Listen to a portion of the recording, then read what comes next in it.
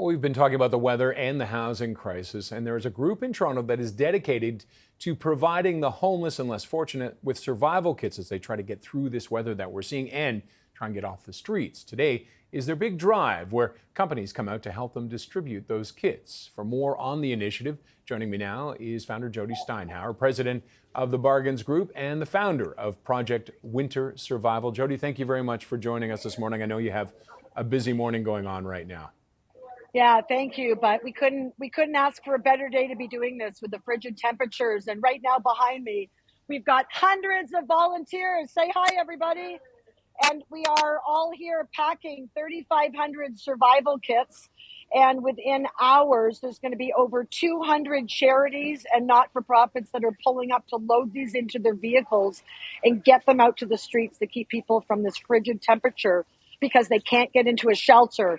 They can't get housing. There is not enough housing out there. And this is a Band-Aid, but we need help, guys. 28,000 kits were requested this year, and we're doing 3,500, but it's just not enough. And what is in the kits that you distribute? Let's talk about that a little bit about that first. Yeah, well, in the kits, it starts off with a backpack. And if you think about being on a street today and having nothing, a warm winter toque, a pair of gloves, a pair of warm socks, a full sledge of hygiene products, everything from hand sanitizer, a food snack, a ball to keep the circulation going, a stress ball, a pad of paper, a pen, and most importantly, a sleeping bag. And how did you decide to what's involved in this kit? Like what's included in it? It's quite an interesting combination of things there. We work with social workers. We work with social workers throughout the year. They tell us exactly what's needed. And in our day jobs, that's what we do. We supply homeless shelters and disaster relief. So we know what's essential. And we have incredible donors who donate everything and help us raise money for the things that we can't get donated. But these are critical, essential items that if you only had one bag, this is what you'd put in it. And when you say you're distributing about 3,000 kits and you need 28,000, is that a demand that has grown? Well, we've been doing this now for 25 years, sadly. We did not ever want to be doing this.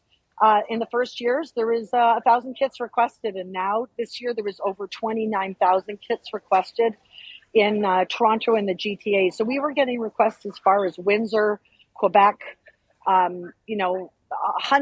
It was just crazy who's coming in. We've never seen it so bad out there. And it must be frustrating and discouraging, imagine, at times when you talk about 1,000 kits the first time, 29,000 now. We're in a housing crisis. What can be done to try and end this? What can be done? Find housing. Leverage your politicians. Tell them we should not be doing this. We are not government funded. We are volunteers, businesses who come together and make this happen. We do not want to be here. We need housing. We need housing now.